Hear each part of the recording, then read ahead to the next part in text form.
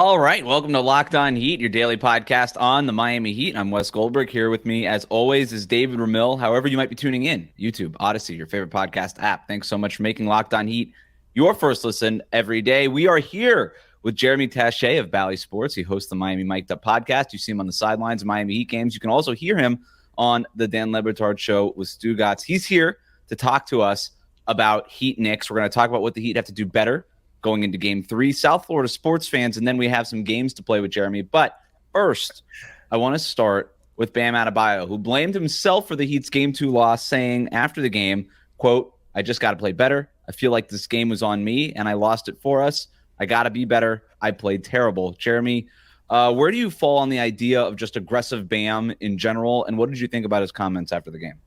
So first of all, first of all, thank you for having me. That's the first of all. The second, first of all, is Bam Adebayo has this level of accountability that he always is willing to take. And for that, I'm appreciative. You look after a game, he is never, even in moments where he's had stellar games, if the Heat have come up short, he'll shoulder some level of responsibility. I think that also says something about the person that he is. Bam is that type of guy who kind of wants to shoulder responsibility, wants to, be the face of the franchise, all of these things, but has done so almost as someone who, since AAU ball, since college, has never had to be the go-to 1A scorer of a team.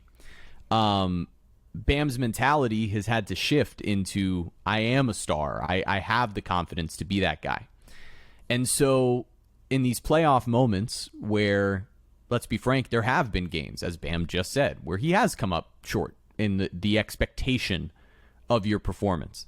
It doesn't minimize all of the other things that he does for this team, but there's a certain expectation that your superstar, particularly in a game where your other superstar isn't there, is going to step up and do something specific. And Bam didn't meet those expectations.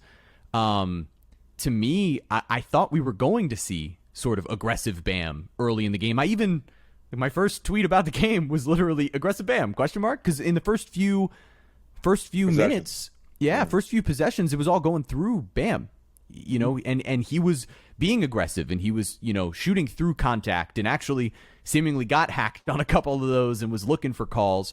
And I don't know if that affected his mentality of like, oh, I'm going to the rim and I'm not getting these calls early, so you know what? I should set up my other teammates and get them open shots. But then we didn't obviously see aggressive Bam the rest of the game. He only takes 10 shots. It's this complicated thing with Bam where it's almost like, and it's not, let's be very clear, I'm not talking about the same level of basketball player, but when we used to sort of question LeBron at the end of games and making passes and like, oh, was he not clutch? His argument was, I'm making the right basketball play. And the argument from everybody else is, you're the most talented player out there. Just be more talented than everybody sometimes and go get the bucket. And I think that we're looking at something that is similar there, which is such an intelligent basketball player who's about the team in Bam, who wants to win. And sometimes his will to win just drives him to try to set up others because he does deeply believe in his teammates. And it's a mentality shift that sometimes needs to happen as someone who has constantly not been the go-to scorer on his team. It's an adjustment that Eric Spoelstra has talked about this year, and it's good of you to point that out because he had that stretch from December to January where it was like 30 points every night. Yep. It was 30 points in 3 straight games. And then defenses started to adjust and they started crowding them, double teaming them, triple teaming them, sliding another player into the paint to stop those drives. And Spo would talk about, well, now comes his adjustment. What are his counters to it? How does he become more of a playmaker? How does he not force things? And how does he get other guys involved? And so I think there is something to that. But usually with guys like LeBron or even Chris Paul, and you can even go back to Isaiah Thomas, right? They would do that for 3 quarters, and in the 4th quarter, they'd say, all right, enough. I'm going to go ahead and take over now. And Bam had just 1 field goal attempt in the 4th quarter, and I think that's probably what he was talking about. And it is such a delicate balance, and I've said this for years. It's such a hard balance to know when to go get yours and when to be aggressive and when to force the issue, and then when to get guys involved. And I think LeBron is the best I've ever seen at it. I would probably say Steph is probably the 2nd best in the league right now. And then Jokic are probably the guys. And we're talking about MVPs, right? And that's really, I think, the inherent problem with Bam is He's not that. I love Bam Adebayo. I think he's phenomenal. I think he could be the best defender in the NBA on any given night, and he is for most of those nights.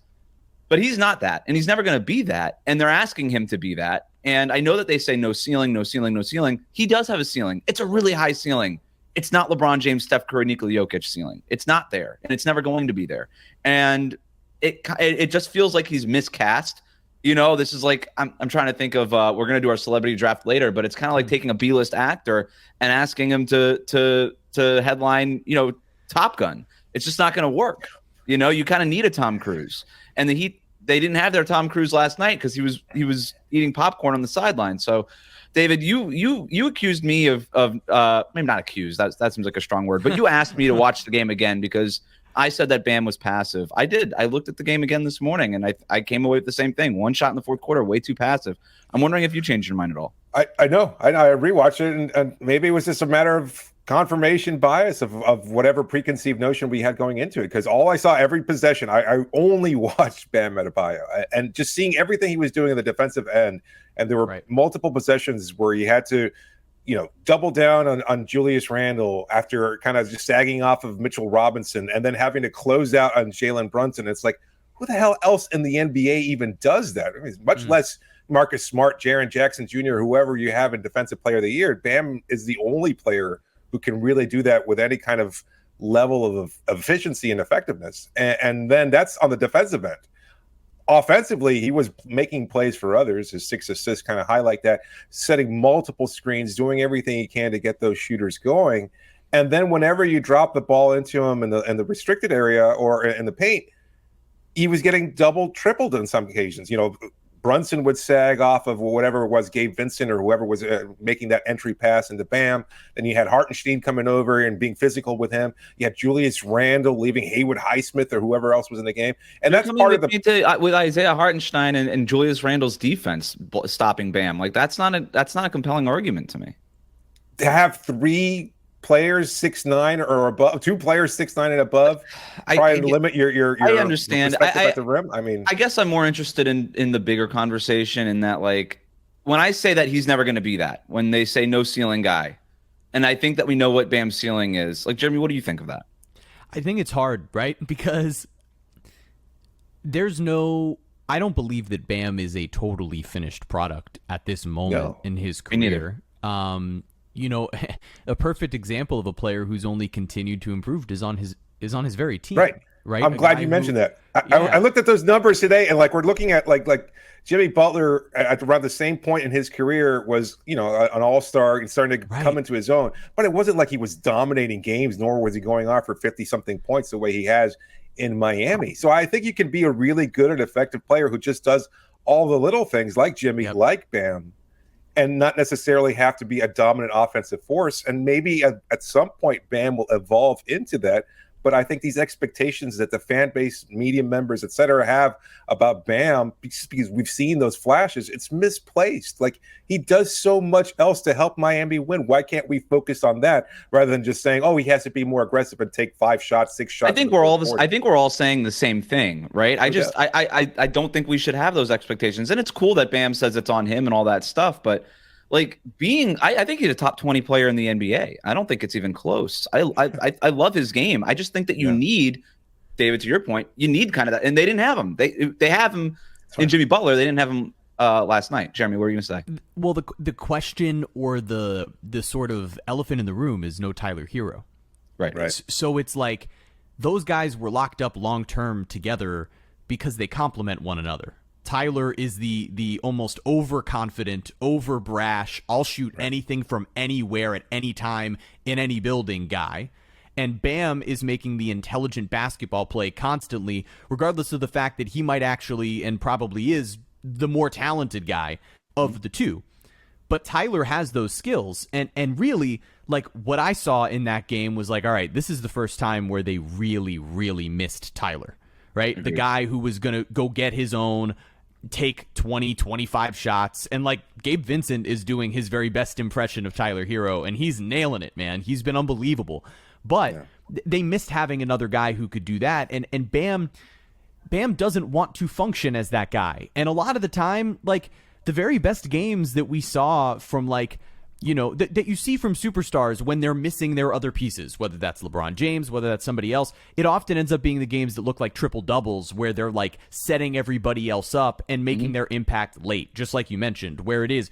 But at the end, in those final 6 minutes, and where the Heat did need it, right? In the final 7 minutes of that game, that was kind of when you knew, all right, this is go time. And it was a 6-point game, and we all saw how it went from there.